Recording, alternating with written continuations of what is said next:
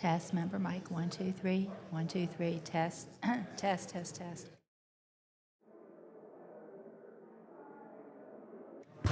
Member mic, test, 1, 2, 3. 1, 2, 3.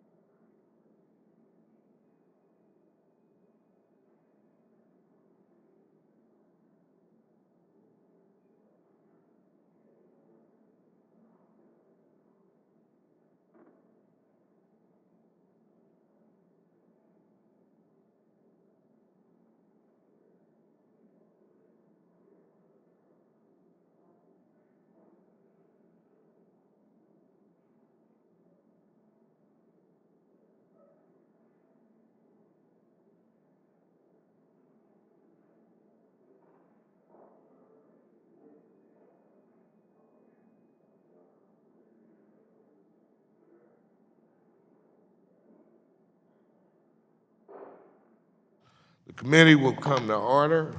Without objection, the chair is authorized to declare recess of the committee at any time. Without objection, members of the full committee not on this subcommittee are authorized to participate in today's hearing. This hearing is entitled, "What's Your Home Worth? A Review of the Appraisal Industry." Our last housing subcommittee hearing examined the state of minority home ownership and provided us with additional data, research, and background on the impact of home ownership on the racial wealth gap. This hearing is a follow-up as we explore the racial wealth gap in the context of inaccurate appraisals. I stress that we look forward to working on structured policy solutions because we are, at our core, an optimistic nation. We fix problems, and I invite all of my colleagues to come together and work to find solutions to make the appraisal process more equitable to every American community.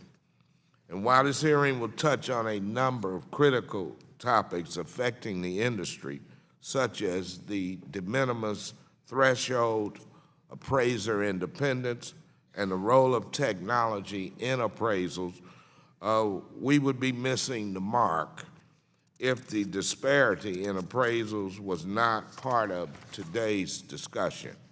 For many Americans, the purchase of a home is a gateway to financial security and wealth. But if your path to growth is blocked by an inaccurate or skewed appraisal because you are living in the wrong zip code, you are stifled.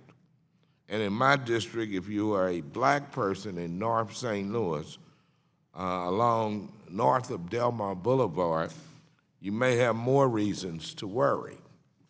The Green Lining Project noted in their 2018 St. Louis Metro that the current framework gives the appraiser tremendous discretion. Appraisers decide the significant neighborhood parameters and physical boundary that, although may appear facially neutral, can at times serve as a racial or class boundary. The undervaluation of homes in minority communities nationwide creates an appraisal gap, which can effectively limit mortgage lending in specific geographic areas. In a typical lending scenario, the appraisal is lower than the real value of the home because there are additional costs to bring the home up to code in distressed and disinvested neighborhoods. In a neighborhood in my district called the Greater Ville neighborhood, for example, you seek to purchase a home for, say, $35,000 and provide an additional $50,000 for rehabilitation of the home. However, the home only appraises for $70,000, far less than the $85,000 needed to purchase and renovate. Because of this appraisal gap, the loan is denied. Consequently, homes in impacted communities stay vacant and fall further into disrepair. Families are unable to become homeowners. It becomes an unending cycle, and the racial wealth gap is further exacerbated.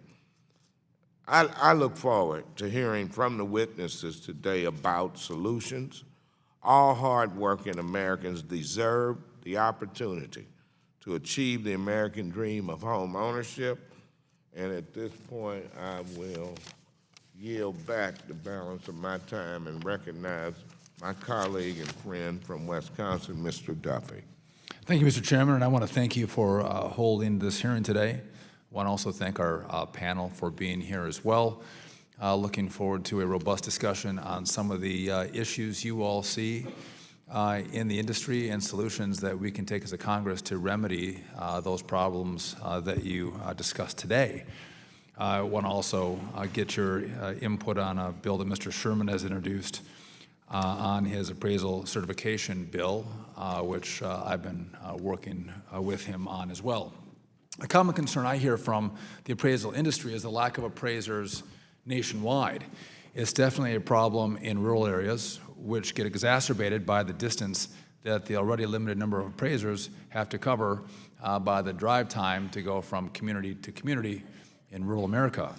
I look forward to working with Mr. Sherman on his bill on the standardization of the qualifications requirements for appraisers to evaluate loans backed by the FHA, VA, USDA, Fannie and Freddie. I have a few suggested changes, but hopefully this will open up some of the licensed appraisers that currently cannot appraise properties related to these programs. I've had the opportunity to sit down with Mr. Clay, and we've discussed the issues of appraisals one-on-one, and miraculously we're not too far apart, which would be shocking to some people as they evaluate the Congress these days. I think we all learned in the 2008 crisis that that there were overvaluations, there were undervaluations in some neighborhoods, and I don't think we want to go back to a cycle where we're not accurately appraising homes and their values. I want to mention a recent legislative change that I think is helping people that live in rural areas, such as my constituents in central and northern Wisconsin, which I believe was in the Senate 2155, that allows for rural properties worth less than $400,000 to forgo the appraisal requirement. I also want to stress that You can still get an appraisal if you think the home is worth a different value, and it's just not a requirement under the law. Now, I know that's created some concern in regard to how that has been interpreted and an expansion of that 2155 by the regulators. Maybe we could discuss that further today. Lastly, I want to bring up technology and how it can help reduce costs and speed the time in which it takes to buy a home. Automated valuation models or computerized models that help determine worth of a property using this AVM technology. I'm not saying this is for everyone, but they are being utilized by many of the industries to help expedite the closing process for those that may not have access to appraisals such as what we have in northern Wisconsin.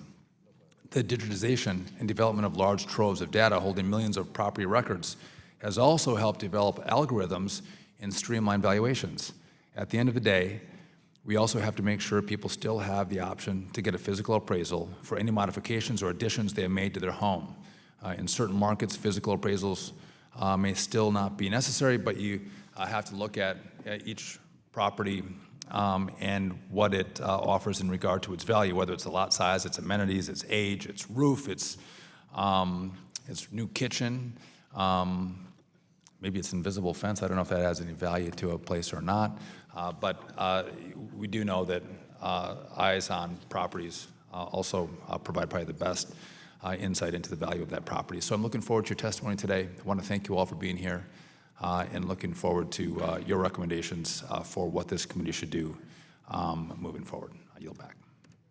I thank the ranking member, and let me recognize the gentleman from California, Mr. Sherman, for 1 minute for an opening statement. Thank you. There's no more important day in the economic life of a family than the day they buy a home. Appraisers play an important role in that. I've got a bill to change the rules a bit on FHA appraisals to bring them more in line with those appraising for loans by Fannie and Freddie, and to deal with a backlog that we're experiencing. And I look forward to learning from our witnesses how the appraisal process can be speedy, whether it's an FHA, GSE, or otherwise outside governmental involvement loan, and how we can keep costs at a reasonable level. And with that, I yield back. I thank the gentleman for yielding back, and today we welcome the testimony of Mr. David Bunton, President of the Appraisal Foundation, Mr. Stephen Wagner, Senior Appraiser of Terzo and Bologna on behalf of the Appraisal Institute, Mr. Jeff DICKSTEIN, Chief Compliance Officer of ProTech Valuation Services on behalf of the Real Estate Valuation Advocacy Association, Mr. Andre Perry, the David M. Rubenstein Fellow at the Metropolitan Policy Program housed at the Brookings Institution, and Ms. Joan Trice, founder of the Collateral Risk Network. Witnesses are reminded that your oral testimony will be limited to 5 minutes, and without objection, your written statement will be made part of the record. And we will start with Mr. Bunton. You are now recognized for 5 minutes to give an oral presentation of your testimony. You may proceed. Thank you, Mr. Chairman, Ranking Member Duffy, and members of the subcommittee. The Appraisal Foundation greatly appreciates the opportunity to appear before you today to offer our perspective on the state of the real estate appraisal profession. By way of background, I have served as a senior staff member of the foundation for the past 29 years, and prior to that had the privilege of serving as a senior congressional staff member for a dozen years. Let me begin with a few words about who we are and what makes us different. We are a nonprofit organization founded 32 years ago before the enactment of FIREA. We are not an advocacy group, we're not a trade association. We don't have any individual members, but rather we are an umbrella organization composed of about 100 organizations and government agencies with an interest in valuation. We are created to foster excellence, unity, and trust in appraising. We are the private sector expertise in the real property appraiser regulatory system under Title 11 of FIREA. The foundation does not have any regulatory authority, but we provide the tools for the regulatory community. Specifically, we set the minimum education and experience requirements one must meet in order to obtain a state credential. We are the authors of the National Uniform Appraiser exams that are used by all 55 states and territories. And lastly, we are the authors of the generally recognized standards of conduct known as the Uniform Standards of Professional Appraisal Practice that all state licensed and certified appraisers must adhere to. In addition, we have been a resource to numerous federal government agencies and currently have a cooperative agreement with the U.S. Department of the Interior. Mr. Chairman, this hearing is of particular importance, and we applaud you for its timing. 30 years ago, Congress passed Title 11 of FIREA, which created the appraiser regulatory system we have in place today. Unfortunately, that system is being significantly undermined by being circumvented. Let me explain why. Title 11 contains a provision which allows the federal financial institution regulatory agencies to exempt certain transactions from requiring an appraisal. As a baseline, in 1990, the financial institution regulator set that threshold at $50,000, with the exception of the Federal Reserve, which set it at $100,000. Now fast forward to today. According to the U.S. Consumer Price Index, that $50,000 threshold in 1990 would be about $99,500 today, and the $100,000 threshold would be about $199,000. But the current proposal by the financial institution regulators is to increase that threshold to $400,000. The National Association of Realtors reports that in April, the median price for an existing home was $267,300. But how can the baseline exemption threshold be 66% above the median sales price? Let's take a look at the enabling legislation, Title 11 of FIREA. Title 11 contains 7,200 words. Ironically, the word evaluation appears one time, and that's in reference to a GAO study. Why is it only in there one time? That's because Congress viewed transactions below the threshold as exemptions to the process, not the common practice that it has become today. So today, instead of using competent individuals who have been trained, tested, adhere to standards, and are accountable to a public board, evaluations can be performed by individuals who are not appraisers, who don't need to follow performance or ethical standards of conduct, and are not held accountable to a public board. Another workaround being embraced are automated valuation models. Unfortunately, there are no quality control standards for these products, and how they work is shrouded in secrecy. What was put in place 30 years ago has been hollowed out, a shell of what the original congressional intent was. This could have serious ramifications for our deposit insurance fund, the home buying public, and every U.S. taxpayer. As you know, borrowers are entitled to a copy of any valuation product ordered by a bank in conjunction with their loan. I think it's safe to say that most borrowers would be confused, not knowing the difference between a professionally performed appraisal and alternative, higher-risk valuation products. Mr. Chairman, we look forward to today's discussion on this and other important valuation issues that you have raised: appraiser independence, impact of technology on appraising, diversity in the profession, and performing appraisals without bias. The testimony we have submitted contains 10 specific recommendations regarding this issue. Again, the Appraisal Foundation appreciates the opportunity to share its perspective with you today, and we urge this subcommittee and all members of Congress to continue to use the Foundation as a fair, impartial, and objective resource on all valuation-related issues. In closing, the title of this hearing begins with the phrase, "How much is my home worth?" We are simply requesting that the question be answered by a professionally trained appraiser. Thank you very much for the time. Thank you, Mr. Button, for your testimony. Mr. Wagner, you're recognized for 5 minutes. Thank you. It is an honor to speak before the subcommittee today.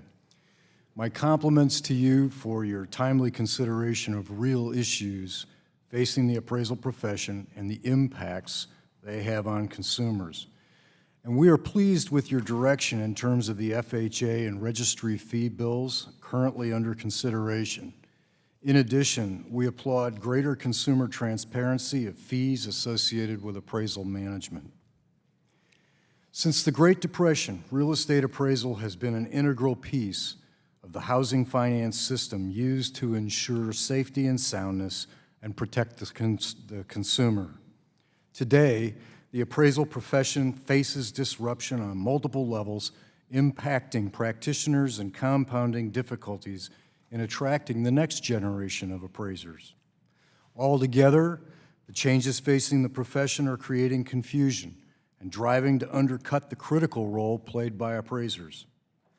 Today's bank regulatory regime is promoting optionality to appraisal requirements, which is contrary to the original intent of FIREA. These actions are sowing the seeds for future financial difficulties that endangers consumers and taxpayers.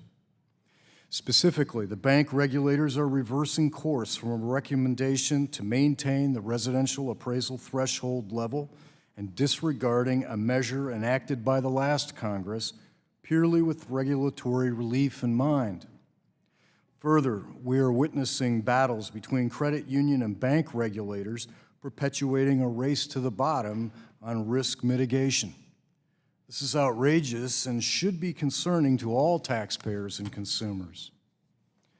2018 was the first year in more than a decade where we did not experience a bank failure. We have learned important lessons since the financial crisis, but measures taken for risk mitigation seem to be unraveling. Technology is being adopted and integrated by appraisers, but also is potentially disrupting fundamental practices within appraisal itself. The mortgage sector is utilizing waivers and hybrid approaches to speed up the loan-making and appraisal process. There are standard of care questions here that remain outstanding and unresolved.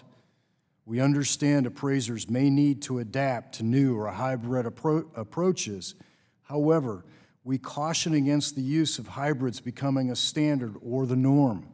Machines or secondary labor forces cannot replace the trained eyes of appraisers when it comes to risk associated with the property or positive attributes that contribute to value. There is nothing like observing the subject property to an appraiser or a trainee associated with the appraiser. A picture may be worth 1,000 words, but it's not all the words.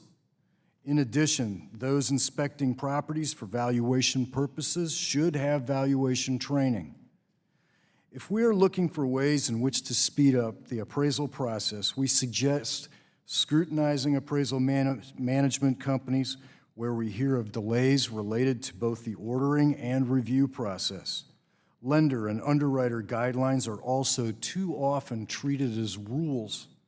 There needs to be more flexibility regarding the lender and underwriter guidelines to reduce second-guessing of appraisers. This will allow practitioners to wield their expertise in complex markets where sales data and activity may be limited or virtually non-existent. We also need a common-sense approach to quoting appraisal services, particularly in terms of today's TRID requirements. Appraisers are often asked to bid on assignments without complete property information, which is understandable.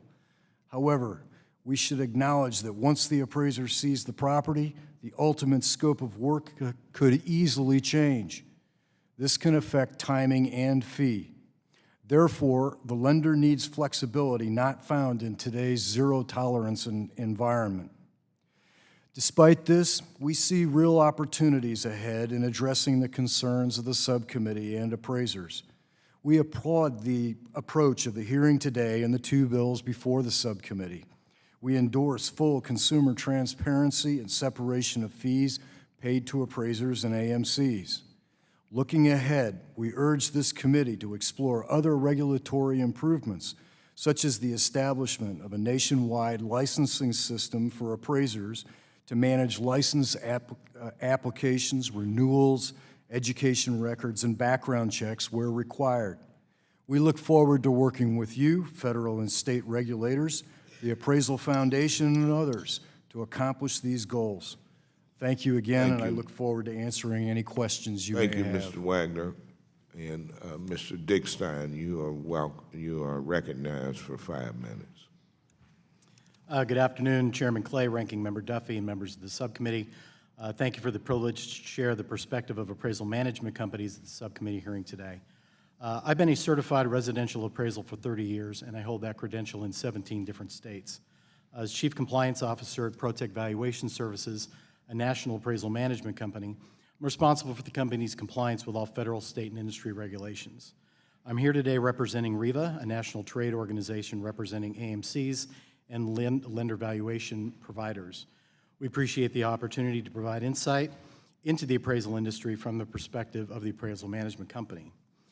Passage of the Dodd-Frank Wall Street Reform and Consumer Protection Act of 2010, nearly a decade ago, has generated profound changes in the appraisal industry, just as Congress intended. AMCs are third-party service providers engaged by banks and non-bank lenders to work with appraisers on residential appraisals in compliance with federal appraisal independence requirements. AMCs have been in existence since the 1960s. We did see growth in popularity among smaller and mid-sized lenders following the 2010 financial crisis. Dodd-Frank also adopted several important consumer protections that REVA supports, including but not limited to maintain and promote appraisal independence, and to include AMCs within the scope of appraisal activities overseen by the Appraisal Subcommittee. Dodd-Frank also set up a framework to amend FIREA for voluntary state regulations of appraisal management companies.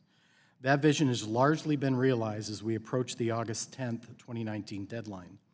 As of today, 49 states have implemented AMC registration programs consistent with federal law and rule. Massachusetts legislation is proceeding, and we do expect that to close.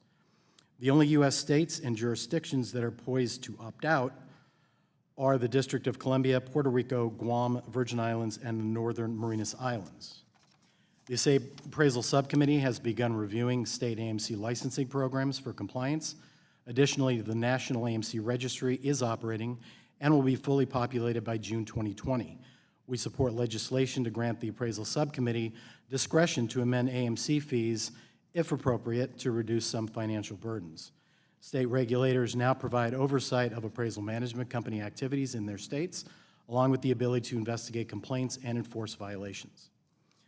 REVA supports several collaborative industry initiatives to make a real difference in attracting and training the next generation of appraisers, including possible addition of trainee appraisers to the National Registry, the Appraisal Foundation AQB new education and experience requirements for new appraisers entering the field, as well as the creation of PIREA. We also support industry efforts to recruit military veterans and other people to consider becoming appraisers, and REVA strongly supports and would be willing to partner in any efforts to help sustain and diversify the appraiser profession. REVA feels strongly that the future of appraisal needs to retain a human component, which is why we support the recruitment of new appraisers to help revitalize the profession for the next generation. The future isn't going to be solely reliant upon new technologies and data. Modernization won't replace appraisers. It will complement the appraiser's role in utilizing their experience, education, local market knowledge to analyze a subject property and develop a credible opinion of value. Beyond appraisals, there are a wide range of valuation products that can be available to financial institutions, mortgage companies, investors, and others making real estate collateral decisions, AVMs, evaluations, hybrid or desktop appraisals. REVA supports the use of these products for permitted purposes. We do recognize that these products are not appropriate for all collateral valuation decisions when a complete, full appraisal by a credentialed appraisal is warranted. REVA appreciates the opportunity to review the November 2018 report by the Metropolitan Program of Bookings. The information has been shared with our members, and we continue to review and assess the conclusions contained in that report. AMCs do employ many controls to ensure that appraisers and AMCs do not engage in any discriminatory behavior. As we look forward to discussing the future of the industry, constructive dialogue and collaboration must continue. In that effort, REVA fully respects and requests that Congress pass H.R. 2852, which would permit licensed real estate appraisers to perform FHA appraisals, pass legislation to permit states to report appraiser trainees to the Appraisal Subcommittee register, pass legislation to grant regulatory flexibility to the subcommittee regarding AMC fees, support the registration and oversight of AMCs in all states, territories, and the District of Columbia. Concludes my statements. Thank you. Thank you so much, Mr. DICKSTEIN. Mr. Perry, you're recognized for 5 minutes. Chairman Clay. Would you turn on that mic for me? Thank you. Yeah, red light. Yeah, there you go. Thank you you, go. Chairman Clay and Ranking Member Duffy. Homeownership lies at the heart of the American dream, representing success, opportunity, and wealth, as it should. The equity that typically comes from owning a home may ultimately open a business, send a child to college, or start a family. The data I will present today will show that racism is at the present day extracting money from homeowners in black communities to a painful sum of $156 billion, keeping those who are striving for the American dream from actually reaping its benefits. We've known for some time that racism limited black people's housing options in ways that lowered the values of their home. De jure and de facto segregation, as well as racially restrictive housing covenants, prohibited blacks from buying in certain areas throughout the 20th century. Racially biased, federally backed redlining isolated people in neighborhoods that saw lower levels of investment than their white counterparts. My study that's presented in the written testimony showed that in the average U.S. metropolitan area, homes in neighborhoods where the share of the black population or the share of the population is at least 50% black are valued roughly at half the price as homes in neighborhoods with little to no black residents. Many assume the 50% price difference isn't about racial bias. They attribute lower prices to inferior housing, underfunded schools, and crime.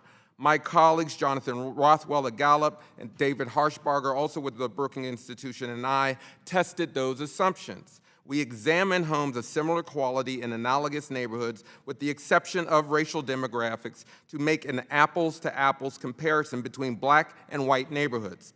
What we found astounds. Differences in home and neighborhood quality do not fully explain price difference. After controlling for factors such as housing quality, education, crime, and other influences, homes in majority black neighborhoods are worth 23% less. That amounts to $48,000 per home on average. Nationally, that's a whopping $156 billion that homeowners lost because their homes were not priced at market rates. The study also found that areas that had high devaluation exhibited low economic mobility for its residents. Racial bias reflected in the pricing and price is robbing money that people can use to uplift communities. Devaluation means municipalities with a significant percentage of African Americans lose tax revenue that could be put towards government services and infrastructure. Take St. Louis, for example. Black neighborhoods in this metro area see a 28% price difference, amounting to a $30,000 loss per home. In the Houston metro area, there's a 27% difference, resulting in $53,000 loss. The Columbus, Ohio metro sees homes devalued by 21% on average, or $23,000. And in the metro with the largest majority black city in the nation, Detroit, Michigan, there's a 37% difference, resulting in a $28,000 in lost equity per home.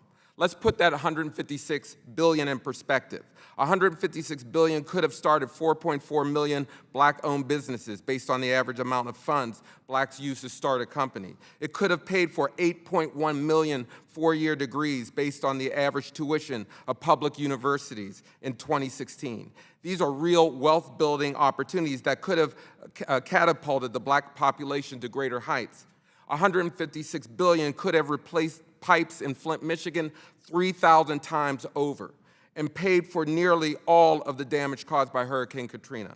$156 billion is more than double our country's efforts to combat the opioid crisis. In effect, bigotry imposes a black tax on residents of majority black neighborhoods while throttling opportunities for economic mobility. Let's be clear, discrimination in home valuations impacts everyone. White and Latino homeowners in black neighborhoods are also losing equity as well. There are exceptions. Madison, Wisconsin realizes a 70% added value in black neighborhoods, and there are others. Clearly, we still need better policies to give homes in black neighborhoods their proper value. Assessment tools are not neutral. People are not neutral. You will hear the argument that we need more people. People are part of the problem. But what is clear, black people are not part of the problem. I often say there's nothing wrong with black people that ending racism can't solve. Whether we go to more automated systems or more people, We still must have a neutral arbiter that will look at these evaluations critically.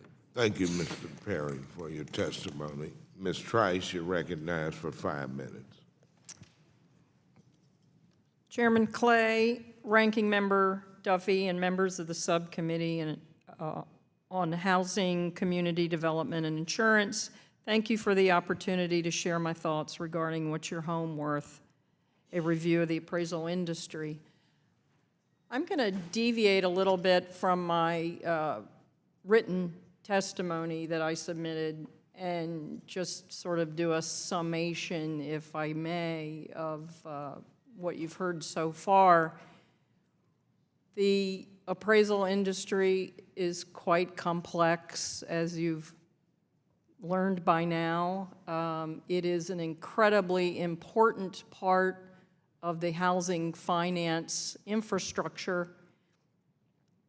And after the last hearing that we had in 2016, I had the pleasure of getting together with the Executive Council of the Collateral Risk Network, which is a group of chief appraisers, risk managers, real estate appraisers, and a few regulators that we put together in a room and just sat down with a whiteboard and said, okay, what's our mission here? Let's take a look at a postmortem of the last crisis. How did we get here?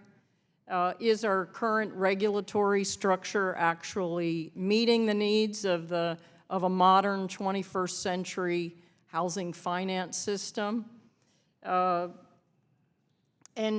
the guiding principle in all that was, let's put together a plan that works best for the health, safety, and welfare of real estate finance.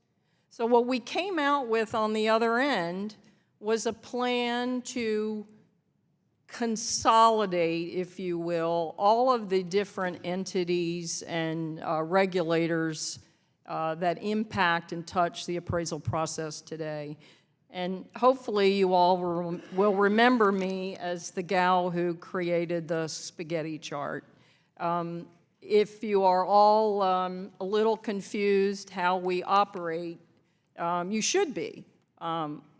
It's confusing to appraisers, it's confusing to regulators, it certainly has to be confusing to consumers. Today, housing finance is a lot more sophisticated than it was when I entered in 1981 at a savings and loan in Baltimore, Maryland. Today, we have a vibrant capital markets that is much larger than it was pre-mortgage crisis. And yet today, I don't see any progress towards appraisal independence, in more credible appraisal reports, and we certainly aren't seeing any regulation of even new tenets that we put into place with Dodd-Frank. So, our concern is that we do need to modernize. There are, as Congressman Duffy pointed out, technology is, and there's also lots to be discussed around data privacy, who owns the data. This real estate data is being input into models. Who's monitoring the models? We've had capital markets, long-term capital management. We had some world-class Pulitzer Prize-winning economists who built algorithms that were supposed to be genius. There's a great book called When Genius Failed. So we got to be very careful about how we proceed forward when we're taking real estate data that begins with the appraiser, the boots on the ground, and carry it through the system. There's a lot of people that touch it, and in the end, we need to ensure that we're having credible appraisals performed by licensed, qualified local market experts. Thank you. Thank you so much, Ms. Trice, and let me thank the entire witness panel for your testimony. We will now move to the 5-minute phase of questioning of the panel, and I'll start with 5 minutes. Let me start with Mr. Perry. Mr. Perry, I've read your study and heard your testimony. Can you offer up to this committee some solutions to how we get to equitable evaluation of home values?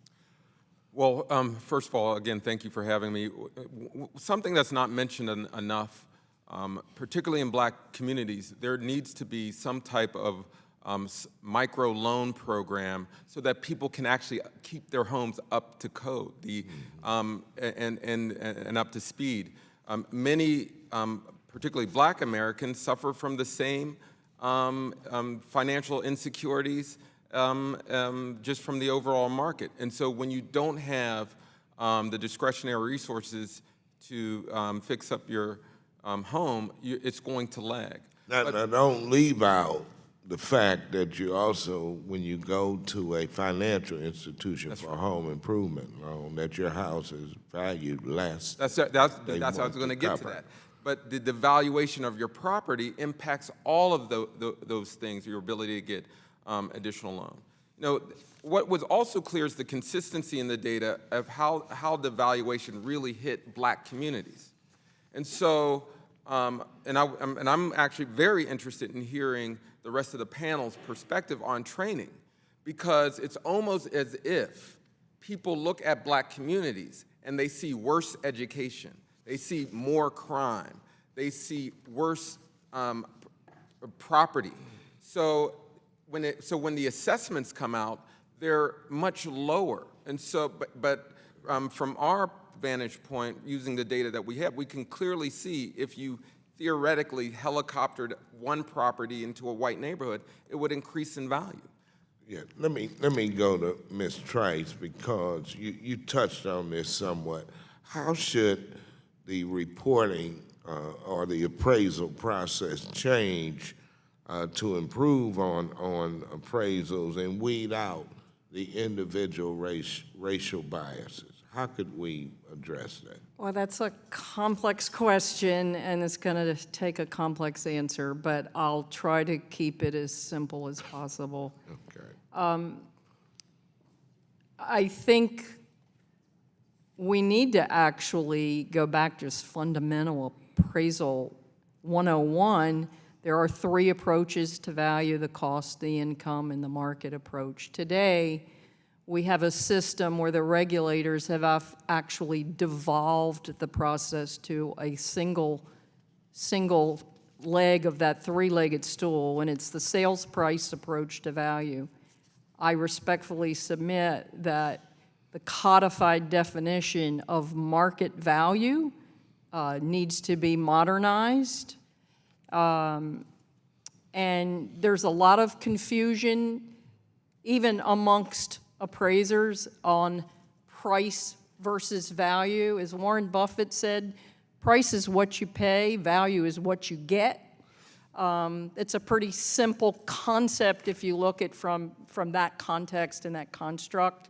So I think we have to have better education, better trained local market experts, and less reliability on automated tools, because there is going to be disparate treatment, and that's really my biggest concern, is that if we remove and waive appraisals for people with high credit scores, we're disparately mistreating, I think, the affordable housing sector. Thank you. And Mr. Wagner, I have a draft of a bill that would provide the ASC with increased flexibility to set fees assessed on AMCs and increased flexibility in allocating the proceeds of such fees.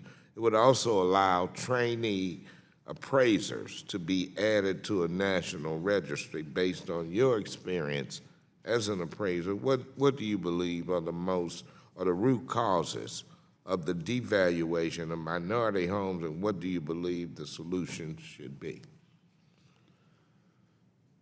Well, first of all, Congressman, I appreciate the question and empathize with your concern relative to the communities that you've mentioned. It is actually a concern that is really larger than the realm of appraisal. It involves, I think, lending in general. Having said that, I'll emphasize that a residential appraiser is bound by standards to not consider racial, ethnic, income makeup of a particular neighborhood or community. And this is a complex challenge, but perhaps a lending program similar to what is under development in Detroit and St. Louis, greenlining, might be helpful. And furthermore, I'd like to add that we look forward to being a part of the conversation with you and your staff on this complex issue. I thank you for your response. My time has expired. I go to Mr. Duffy. Thank you, Mr. Chairman. Mr. Perry, if you would just kind of dig into this a little bit for me so I can understand, do we have in predominantly African-American communities non-African Americans doing the appraisals in your study? Yeah, I mean, the industry is largely white. I want to say it's roughly 90% white in terms of appraisals, and that's part of it. We do know that representation matters in terms of how you view or measure something, and so in any kind of measurement, who's doing the measuring matters. If you've ever tried to refinance or you've tried to sell a home and your appraisal comes in under the value that you think it should be, right, there's nothing more frustrating that'll anger you more than that. I'm speaking from experience on that myself. Are they not looking at is it a chicken or an egg situation? Do we have comparable pricing that doesn't work? I guess if we have sales of comparable properties at one level and then the appraisers coming in at a lower level, that's a problem. Or are we just fundamentally have lower valuations and then lower sale prices? Well, I will echo Mr. Wagner's comments that this is also about lending practices, real estate agent practices, and appraisal. So it is all combined. But what is clear from the research, we can actually control for neighborhood conditions, the housing structure. We can find similar homes across the board. And the only difference is the concentration of black folk around that home that accounts for the price. So, I mean, all of those factors, there is some type of racial bias occurring. I mean, it's not just appraisals, but it's also in the lending and real estate agent practices. But what's easy to do, and I encourage the industry to at least have a neutral, or an empirically rigorous database, so that they can then say, okay, how off are our assessments? Because clearly something is off kilter. And I look forward to working with you. I know Mr. Clay does as well. That shouldn't happen. Just to make another note, if you drop my house from Wausau, Wisconsin, somewhere out here, it'll probably go up 4 times in value myself. So just. But if you neighbor to neighborhood, I know your point. I wanted to make the point that I would be a lot wealthier. I want to quickly to the how many of you are appraisers? That's some in the background too that all raised their hands. I got 2 appraisers, 3 appraisers on the panel. Obviously, we're using more technology, and I guess I'm not opposed to technology, but I have a hard time seeing how technology and data can replace an appraiser going to my property and looking at all the intricacies of what my property has in regard to its value. Any concerns on the panel if we're going to a far more data-driven, non-human set of policies? And is that good for our housing industry? And can we get the wrong valuations? And when we get the wrong valuations, bad things happen, as we saw in 2008. I'm asking a lot of questions. So, Mr. Wagner, if you want to go first, raise your hand. Thank you, Congressman. You bring up some interesting points there. In some instances, technology with regard to, say, AVMs, automated valuation models, they might have some place relative to very homogeneous type of housing and so forth, where there's not a lot of differences. But also, with respect to AVMs, they're oftentimes based on a lot of, say, assessment record data, which may be inaccurate. So, But with regard to that data they're using, and when the appraisal on my home could have been how long ago, when I actually had an appraiser there? I mean, if you were in a close timeline, that might make some sense. But if the last appraisal was 8 years ago, a lot of things happen to a home in 8 years. Again, if you're close in time, I might go, listen, brother, I know you want your $600, but we just did an appraisal last year. Come on, don't make me do another one. 5 years ago, 8 years ago, I don't see how data replaces the role of a man or a woman coming to my property. Well, and I agree with you because, the market conditions change. Yeah. And properties change. So a lot of times the data is imperfect at best.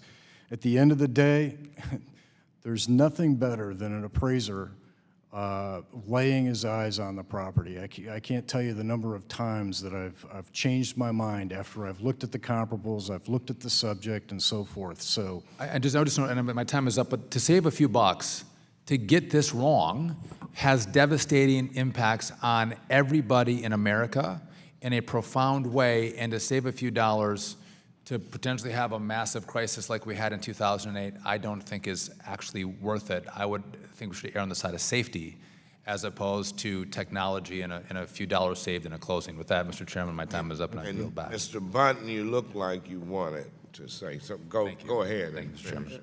Thank you, Mr. Chairman. At least for now, anyway, computers don't buy houses, people do.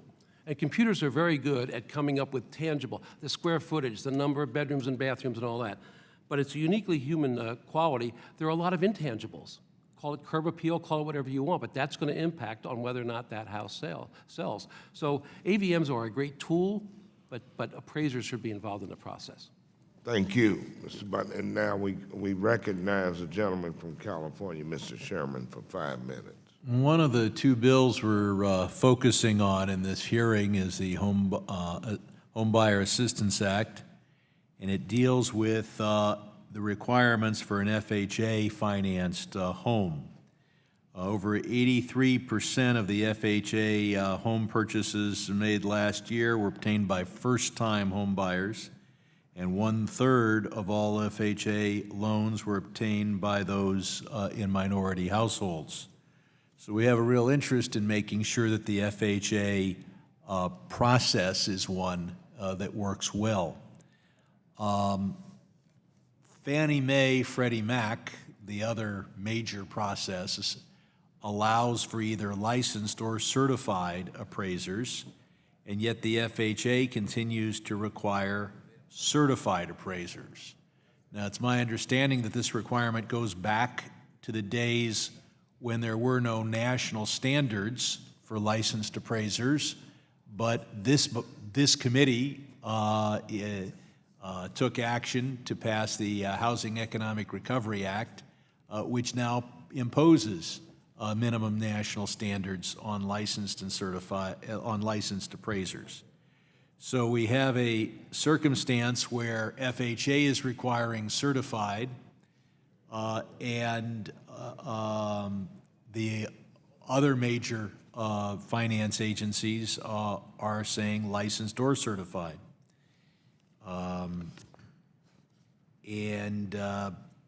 I've got a bill to correct that. I want to focus that the bill is supposed to deal only with single-family homes. You can make an argument that if one is financing a very complex property, that one should go with a certified appraiser. I'll ask Mr. Wagner and Mr. DICKSTEIN, who both represent the industry participants here. Is a licensed appraiser competent to appraise for FHA purposes the purchase of a single-family home? Put another way, should we require a certified appraisal over on the for the GSEs, Fannie and Freddie? Mr. Wagner first. I appreciate the question, Congressman, and I think the answer is yes. I think that licensed appraisers can do those appraisals as long as there's an education component, because FHA requirements are over and above what you typically see for conventional type lending, the GSE type lending that you mentioned, or loan purchasing. So as long as that education component is there, we see an opportunity that is worthwhile. Mr. Burden. Yes, our qualifications board, excuse me, has established qualifications to be a licensed appraiser for 2 or 3 decades, but with Dodd-Frank in 2010, now that is the threshold, the floor. But we have felt all along that licensed appraisers should be able to perform residential lending for FHA, and strongly support what you're doing. The restriction on certified appraisers has really had a negative impact in rural America, where you had licensed appraisers who were only doing 1 or 2 appraisals a month. They let their license lapse because it wasn't worth to go back and get that higher certification. So this is good news. Do certified appraisers charge more? Sorry, I didn't hear the question. If you're going to get an appraiser, you've got a choice between a licensed one and a certified one. Does a certified cost more? It shouldn't. Okay. No. The certified versus licensed has to do with the scope that you can appraise. In other words, you can appraise commercial properties, the value. And obviously, if it's a complex commercial property, Correct. you can pay more. But to appraise the same house, it's the same fee. Correct. And what does an appraiser need to do for an FHA mortgage beyond what they need to do for a Fannie or Freddie mortgage? I'm not competent to answer that one. One of the Mr. Wagner. appraisers could do that. Typically, the FHA appraisals involve more in the appraisal inspection process. They're looking for certain things, safe, sound, sanitary, with respect to the home and so forth. And they take into account and point out a number of issues that they see. So there's more to the observation FHA just process. requires more work to be done, more things to be checked before you come in with that appraisal number. I think that's a fair way to put it, sir. I yield back. Thank you, and recognize the gentleman from Colorado, Mr. Tipson, for 5 minutes. Thank you, Mr. Chairman. Thank the panel for taking the time to be able to be here. I'd like to broaden out maybe some of the discussion a little bit that we're having here today. I come from rural Colorado, and we've got a lot of our rural communities that obviously have some real challenges that they're being faced with in terms of being able to find an appraiser, to be able to come in and to actually be able to look at the property. Under Senate Bill 2155, which, just for clarification, was actually a House bill slightly modified that we should have been able to take credit for. When that was signed into law, we did have the provisions that were put in there in regards to the exemption with certain qualifications to try and be able to address that. And I'd just like to be able to hear maybe some of your thoughts on where some of that was right, maybe some of the shortcomings, your thoughts on 2155, and did we do enough to be able to address some of the issues for appraisers? Mr. Bunton? Yes, thank you very much. A couple of things regarding shortages in rural America, and there are underserved areas, no question. One of the things that we're trying to do is have virtual training for appraisers. Instead of going out and finding a supervising appraiser, you could do it from your home, computer-based. Think of it like airline flight simulators and things like that. It's a work in progress. We hope to have it done in the not-too-distant future. But now, if you're in a rural county somewhere where you can't find a supervising appraiser, which is part of the qualifications process, you'll be able to use this high-tech version. I think that'll make a big difference as well. We've also changed the qualifications to become a licensed appraiser and a certified appraiser, where there are different pathways now where you can do it through your experience, education in lieu of a bachelor's degree and associate's degree. So we're allowing the pool of people to be larger that could actually get the credential from the state. Great. Mr. Wagner, you have any thoughts on it? I do, and Senate Bill 2155 was something that we supported, and you know, the idea that there could be an exemption from getting an appraisal in a rural area if the lender had made contact with several appraisers and weren't able to locate somebody, that possibility existed. We did support that. However, it really hasn't had that much of a chance to be tested yet, and now the regulators are actually looking to increase from 250 to 400,000, which really ignores the whole appraisal aspect altogether at that point as far as safety and soundness, consumer protection. So, you know, we would advocate certainly that 2155 gets its chance. Any other thoughts on this? I'd just like to add that we've seen comments from Freddie Mac, I believe at Mrs. Trice's Valuation Expo conference a few times, a presentation where they've taken their appraisal submissions to their UCDP portal and put that up against mortgage submissions and stretch that out over time. And they've seen that there is some shortage in some areas, but it really is seasonally. And there's some correction based on the season, but we have seen some shortage at seasonal times. Okay, great. Just to be able to lay a little bit of framework, part of my district has what's called the Four Corners area. It's where Utah, New Mexico, Arizona, and Colorado all come together.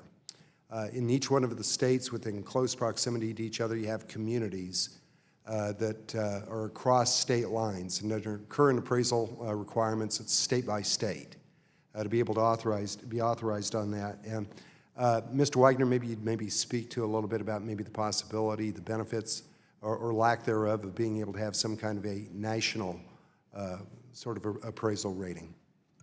You know, thank you for the question, Congressman. That's we're in favor of looking at some sort of mortgage license, some appraisal licensing type platform, a portal where appraisers could actually submit all of their applications, renewal applications, education records, if background checks were necessary, that as well.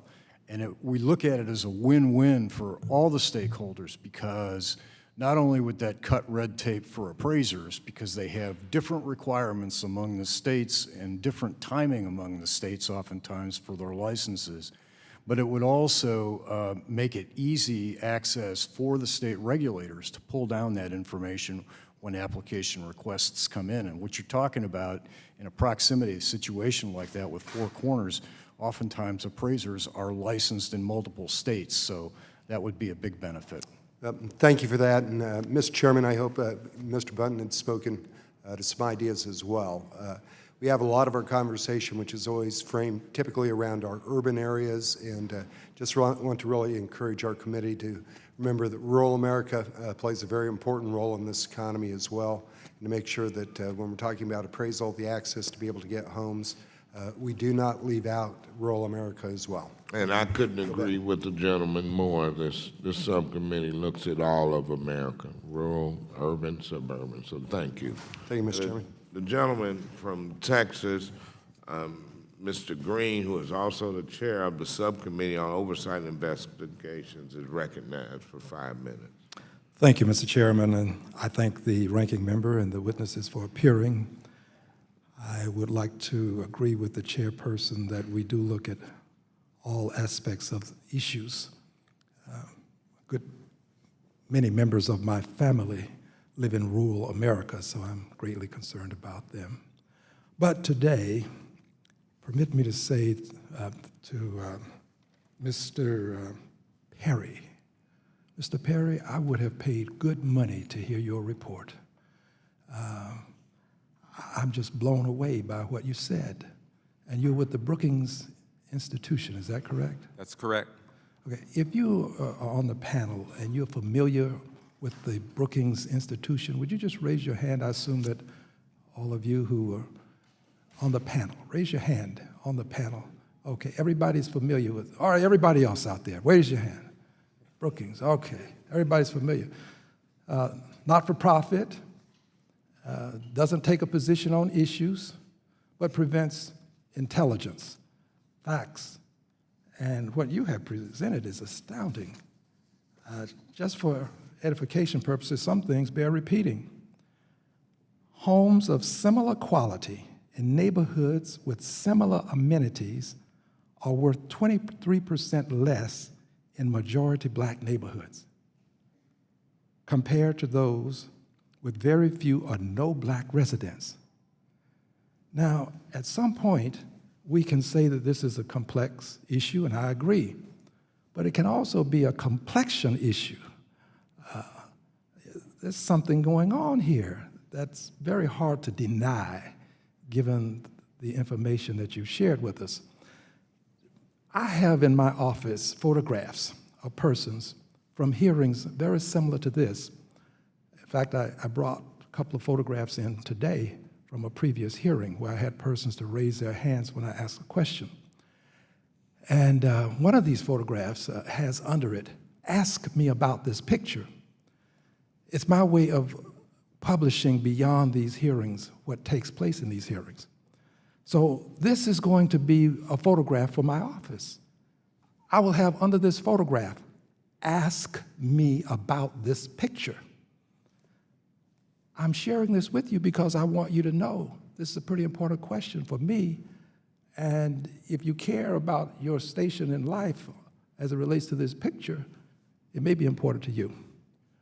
Do you believe that invidious discrimination, invidious is harmful, invidious discrimination plays a role in the devaluation of property in neighborhoods that are predominated with minorities, but more specifically, black people? If you do believe this, raise your hand.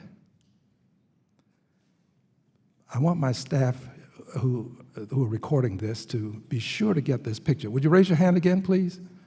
Only one person believes that invidious discrimination plays a role. So let me ask again for fear that you didn't understand. If you think black people are being discriminated when their property is being appraised, would you kindly raise your hand? One person on the panel. If you think that, for fear that I'm not communicating well, if you think that black people are not being discriminated against when their property is being appraised, if you think they're not being discriminated against, kindly raise your hand. Okay, hands now. We're getting some consternation, I see. Yes, sir. Mr. Wagner? Could you repeat the question? Could you clarify that for me a little bit more? Oh, wow. Your question was, do we believe they're not being discriminated against? Let's do it again. I'll give you a do-over.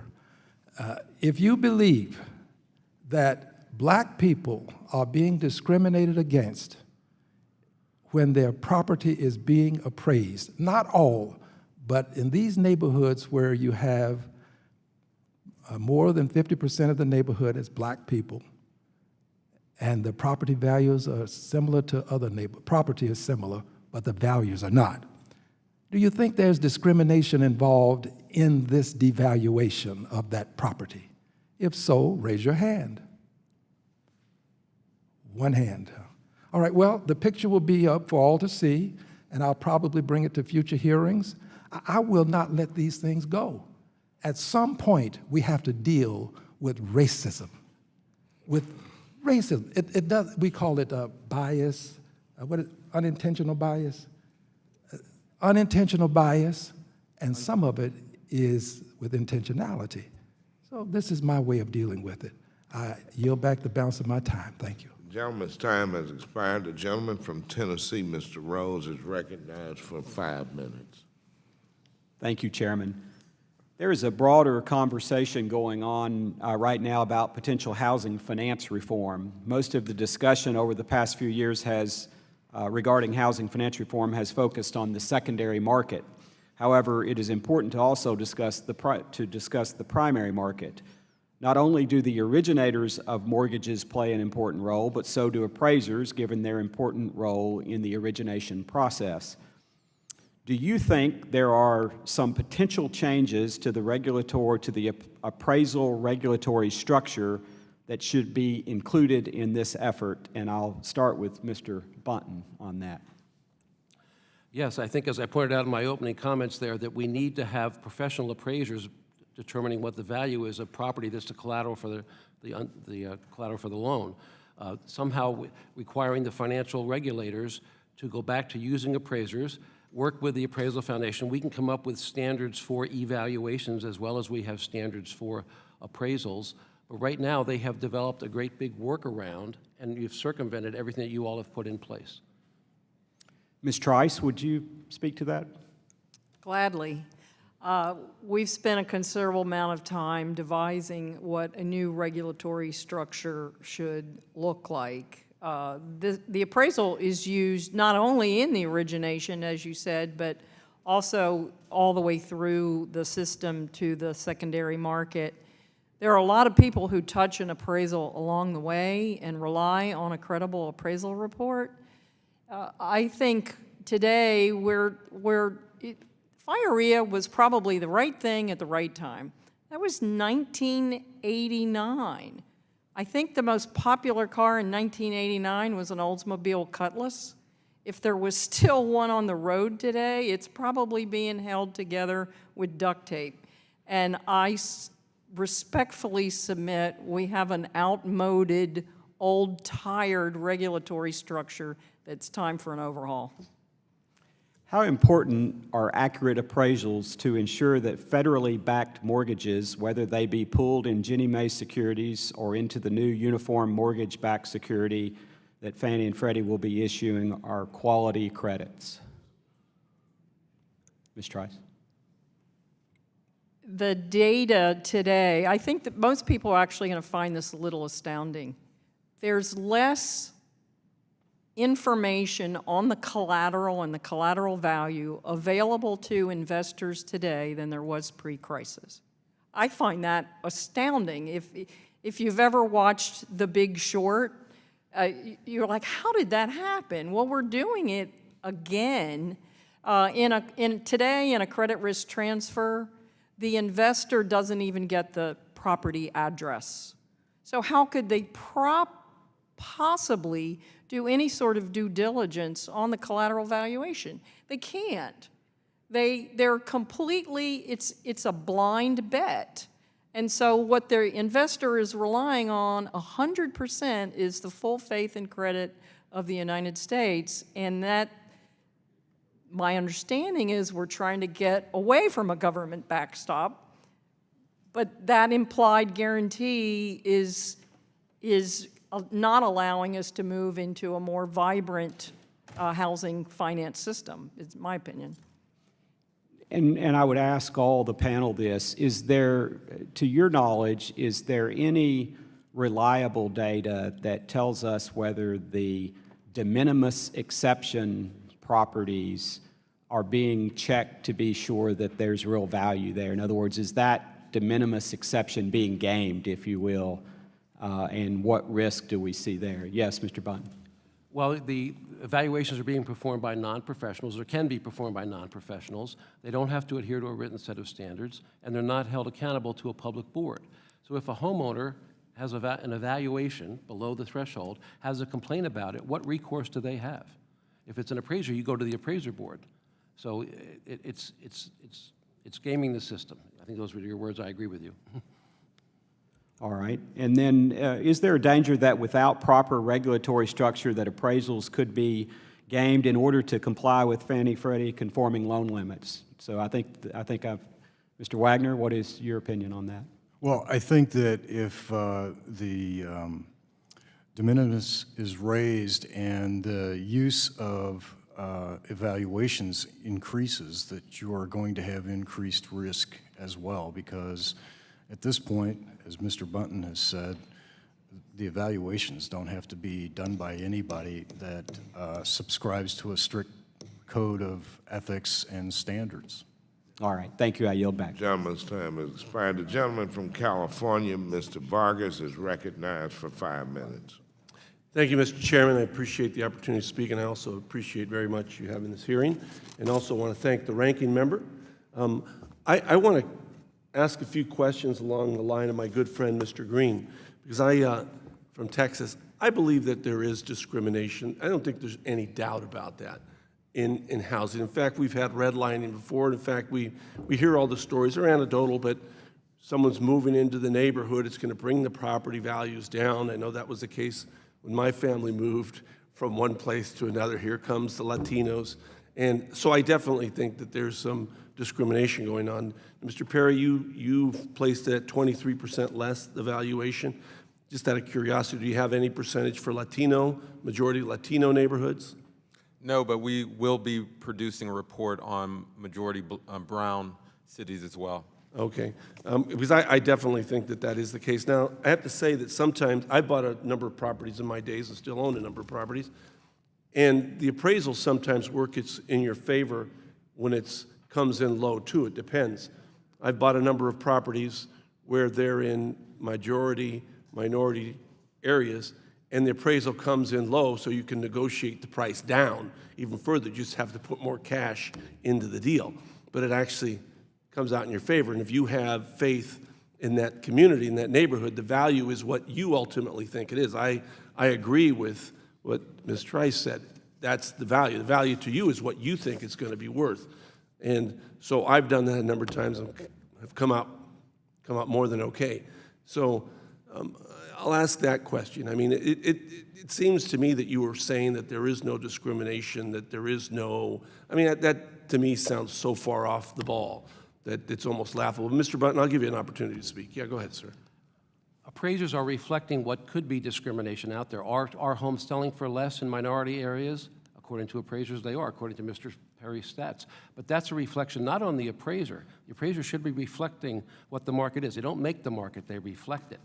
Are people willing to pay less for minority neighborhoods? Apparently that is the case. I'm not sure that they're not making the market, though. I guess that's what I would argue. So if the appraisal comes in lower, in fact, you can push the price down. I know I've done that a couple times because I thought the appraisal was going to come in lower than it should, but I had cash to put into the deal. So I said, depending on the appraisal, and the appraisal came in low, as I expected, because of the neighborhood, then I was able to negotiate the price down in at least 2 instances because I thought, this is what's going to happen. They're going to appraise this very low because of the neighborhood. I think the value is much higher because of location, location, location. And it worked out quite well for me. And so I do think that the appraiser, because the big deal with appraising, and I know you guys have mentioned it except for briefly, is comparables. I mean, they're always looking for the comps. What are the comps in the area? That's the big deal. But you also have to take a look at what is the value, what do you feel it's worth, what's its proximity to downtown or whatever thing that's around that's nice, the Bay or whatever it is. So I do think the appraisals do create part of the value of that neighborhood. And again, I know that in my own case, I've been able to negotiate what I think have been very good deals and sold them for very good profit because the appraisal was going to come in low because of what I thought was going to be discrimination. Now, it might have been just simple chance. I know it worked for me. But it seems to me that that's discrimination. Mr. Perry, you wanted to say something? I just want to add that we see this in cities where there's large influx of white people coming into cities. They come in, property values are very low. Within an instant, property values go up. And so, you know, and the research is pretty clear on this in terms of lending, appraisals, real estate behavior. We have cited discrimination at every turn. The price just reflects all of that and then some. So I don't think there's any question there's discrimination. We have concrete evidence, and I encourage people to read some of the lit review in the report that alludes to some of that. But there is discrimination. The housing market was predicated on suppressing black prices in particular areas. Those areas still exist. But more importantly, those behaviors are still there. So as long as you devalue black people, the tools you use will devalue black property. I agree with you. My time is expired, but again, thank you very much. Thank you, Mr. Chair. Gentleman's time has expired. The gentleman from Missouri, Mr. Luca Myers, recognized for 5 minutes. Thank you, Mr. Chairman. Mr. Bunton, you're with a group that sets standards for appraisers. Is that correct? Yes, that's correct. I chaired this committee a couple years ago, and one of the things we were talking about that time was a problem with appraisers, the certification of them from the standpoint, one of the criteria was that they had to have a college education, and I think they filled a 2-year apprenticeship after that. Is that still the case today, or have you changed that, or is that? We have, effective May 1st of 2018, that has been changed. Okay, what did you change it to? Well, for the certified residential was a 4-year degree. Now it's an associate's degree instead of a bachelor's degree. And it also, there are alternate pathways where you can take 10 college credits that would be equivalent to an associate's degree. As far as the experience, it has now been cut to 1,500 hours over 12 months. It was 2,000 hours over 24 before. Because I know we have a shortage of appraisers. I live in rural Missouri, and it's a very rural town of 336 people, so we don't even have appraisers in our county. And so it's very difficult to find somebody. You have to go outside the county to find an appraiser. And so my appraiser friends were telling me, hey, this threshold of a college degree and 2 years apprenticeship was killing them, not being able to get new appraisers into the business to be able to go these things. So thank you for doing that. With regards to appraisal itself, you know, we were discussing a little bit here about appraisals, but I think we need to remember that appraisal is just a snapshot in time as to what the value of the property is today. My youngest daughter lives in Denver, which, if you're an appraiser, you know the values out there just explode every day. I mean, she and her husband bought this house 5 years ago. They sold it recently for 60% more than they paid for it. During the crash of '08, Denver, the prices never went down. But in places like Georgia, those prices crashed because they wound up losing 90 banks because of the value of the real estate. I can go on and on in my own district.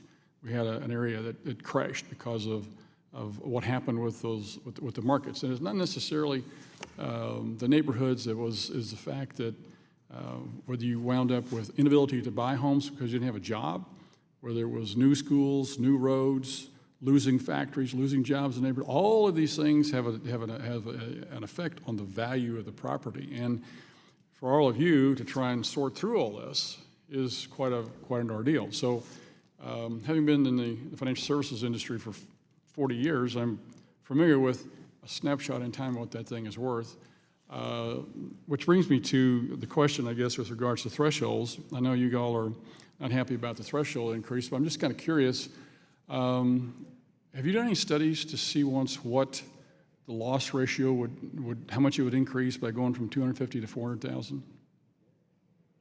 Anybody does a study on that? Nobody's done a study on it? Are you all against raising it from 250 to 400? Everybody raise your hand if you're against it. Anybody neutral on it? Okay.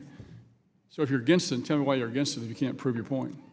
You know, at the outset, I would say, Congressman, that it's an indication of a degradation in risk management in general. It signals a degradation in that vein. And do we know?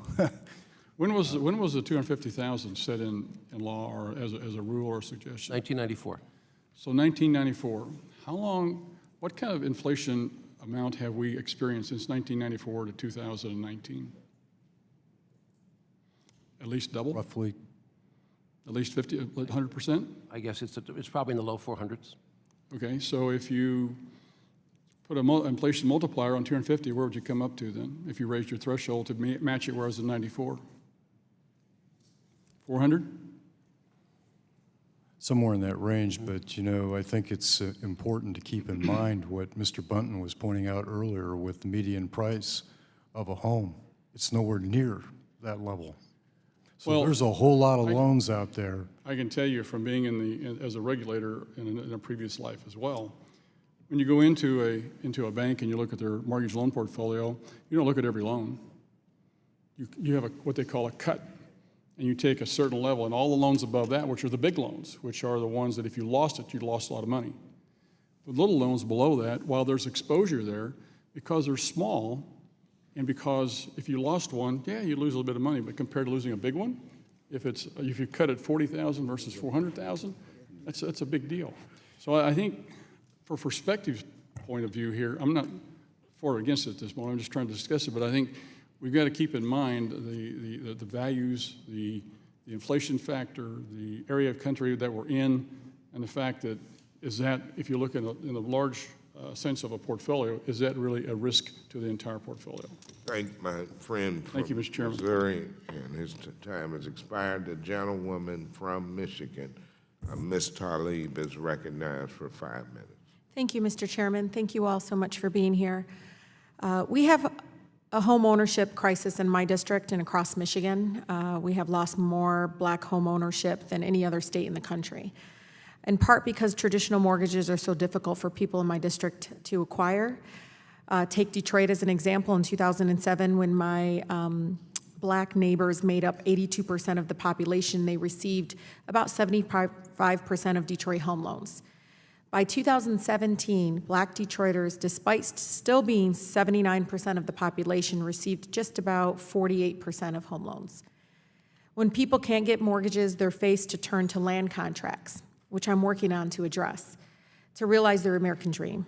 And while land contracts can provide an important path to home ownership, due to the lack of oversight, too many in our community are being taken advantage of, and many are scamming folks out of their money and labor. This situation has all been created in part by flaws in the appraisal process. Appraisals are lagging behind in sale prices, meaning folks are unable to get mortgages large enough to complete the deals and face a hurdle to the security and stability home ownership provides. Lagging appraisals put moving into many of our vacant homes and renovating them out of reach and perpetuates neighborhood decline. So this question is for Mr. Button. One of the things, and if investors renovate the homes in Detroit or some of my Wayne County communities I represent, ultimately it drives some of the property values up. Can original lower sale prices still be used as comparable for neighboring appraisals? I'm going to defer to one of the appraiser members on the panel. It doesn't sound correct, but I would defer to the appraiser member. Appreciate that. I'm just going to say, and I think the gentleman earlier was talking about the comparable sales that get used. At the end of the day, based on sales, say in a sales comparison approach, the value is the value, okay? Market value basically means if you stick a sign in the yard, what will a property sell for? And if the market data in the area indicates a particular value, then it is what it is.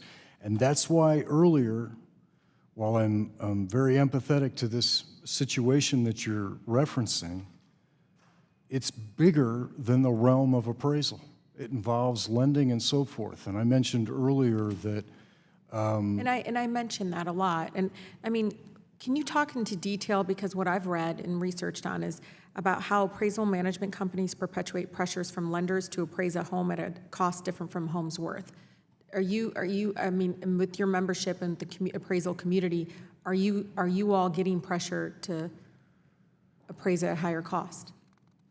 there are times when you see pressure, and some of it is less than overt. There can be times when appraisers are actually supporting adjustments or attempting to support adjustments, and they're being questioned, second-guessed on their support, and even for, positive things, all right? As far as actual pressure for hitting a certain number, not quite as prevalent, I think, as it once was, but nevertheless, there are other kinds of pressures that appraisers experience with Thank you, Mr. Moore. unreasonable turnaround times and so forth. I appreciate it. Mr. Perry, you're very thoughtful. I could take you home to my district and everyone would be nodding their head.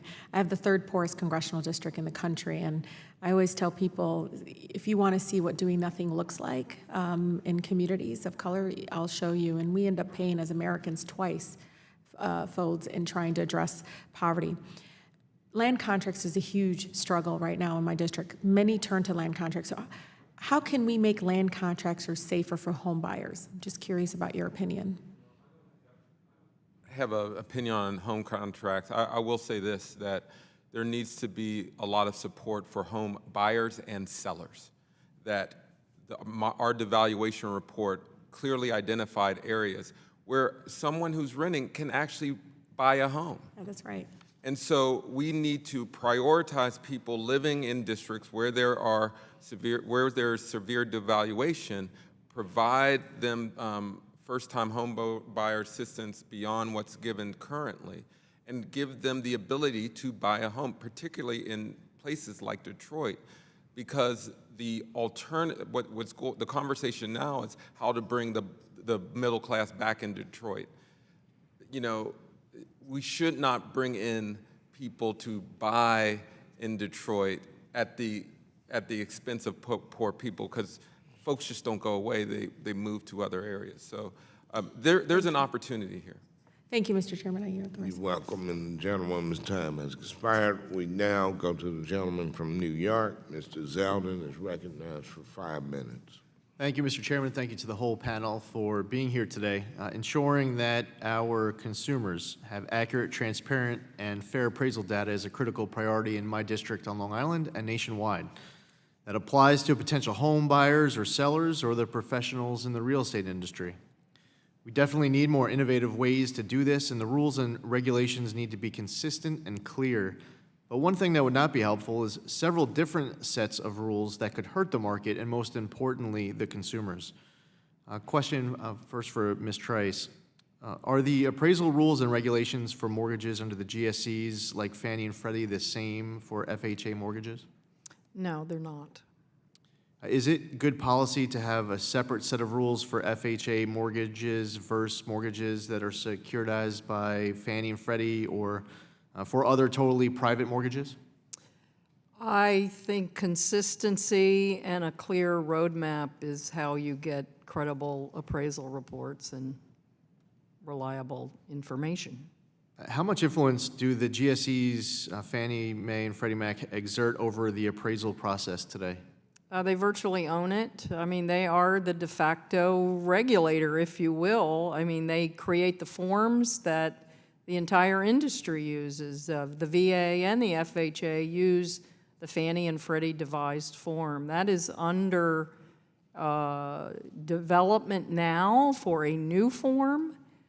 And there's even being pressure put upon the VA. I think there's some proposed regulation that the VA is being asked to use unlicensed individuals to inspect properties because that fits the mold that the GSEs are going towards.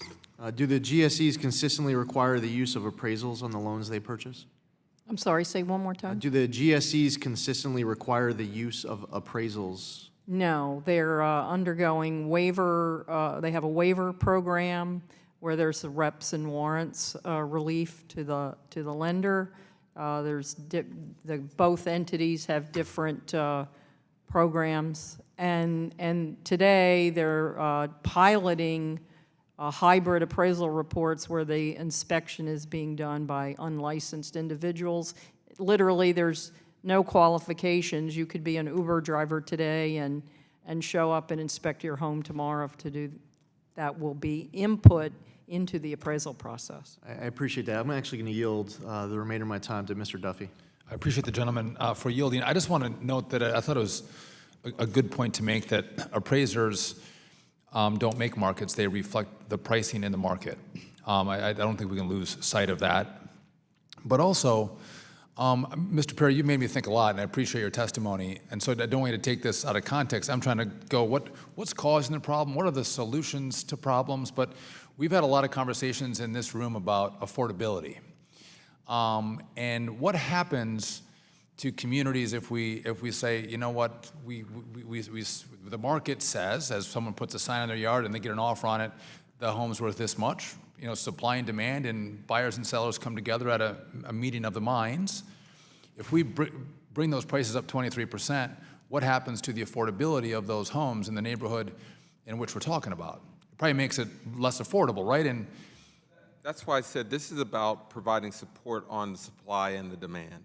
That people, one, have to receive, I mean, it could be anything from a tax credit to make up for differences to also additional loan support.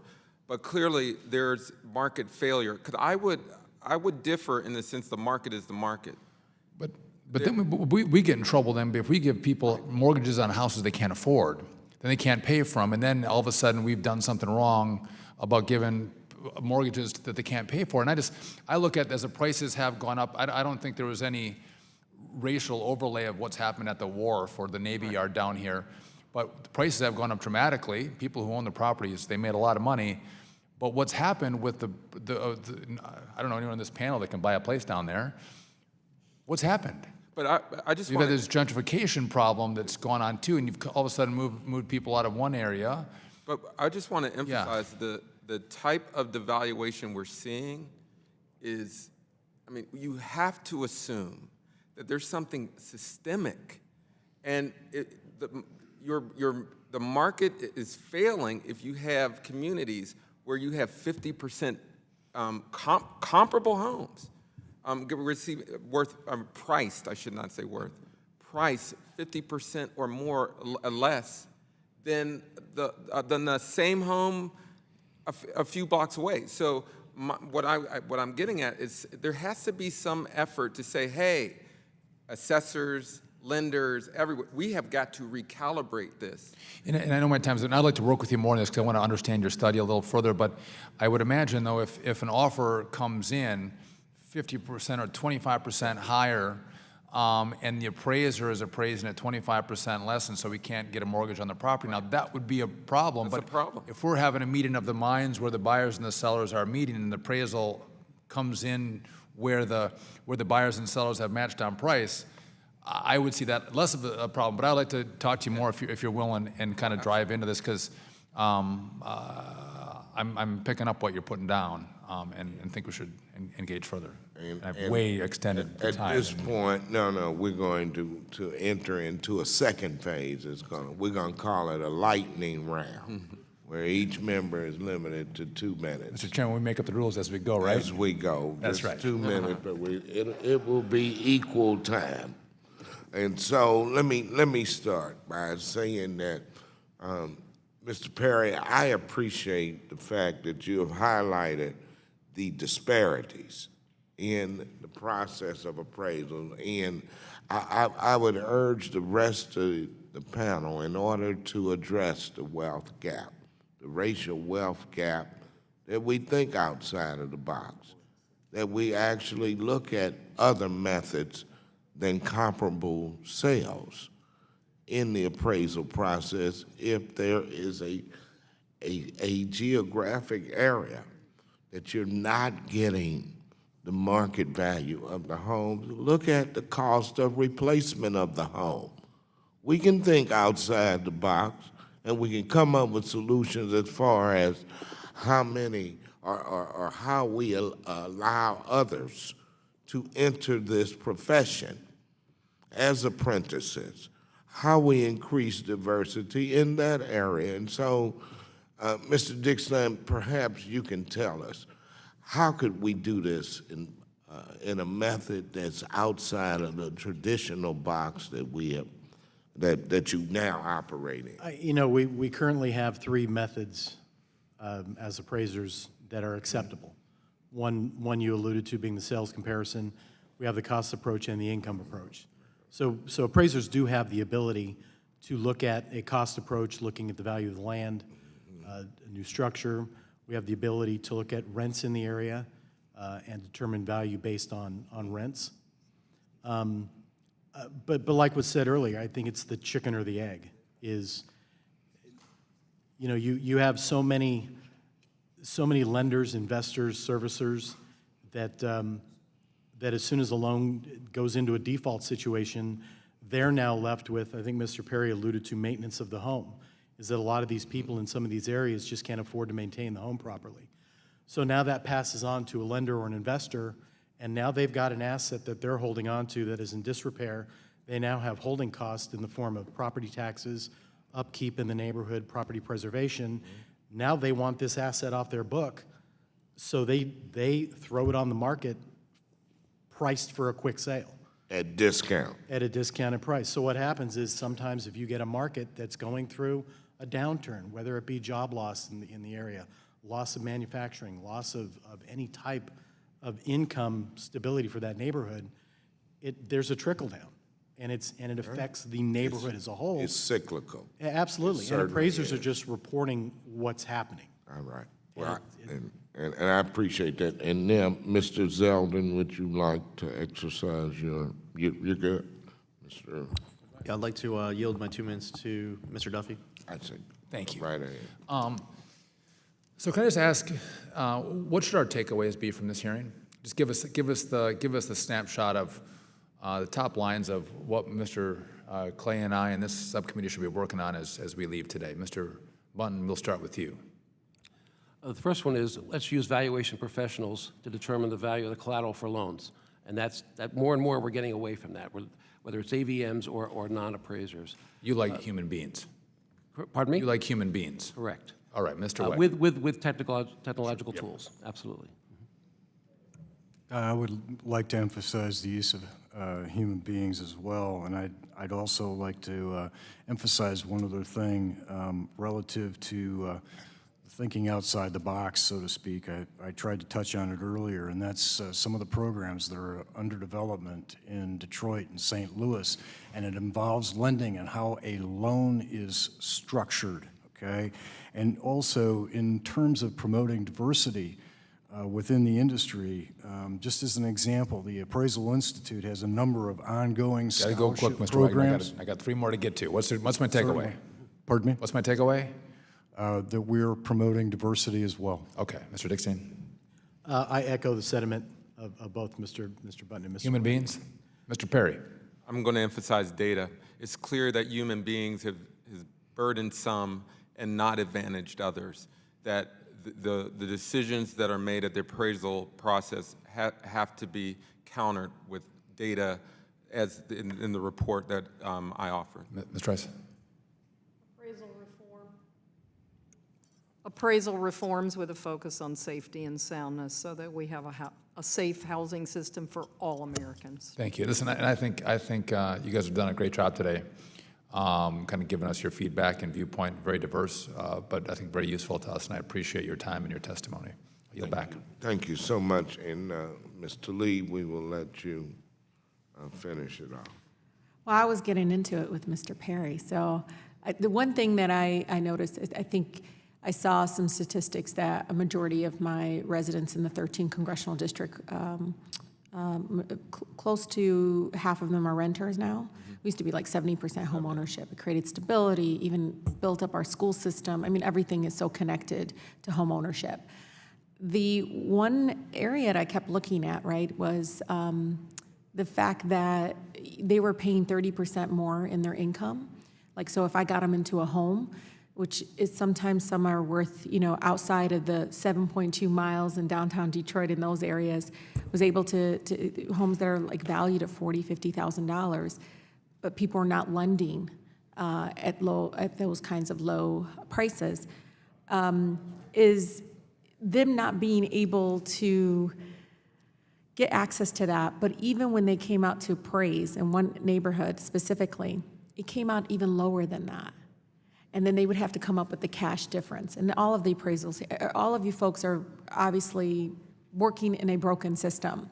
But I also ask all of you, and Mr. Perry, maybe you can help in creating this, that I don't think everything fits into just one little box, and that we're looking at all of the circumstances, all of the things, even projecting out what is happening now in the 7.2 miles, how that's going to trickle down into the other neighborhoods.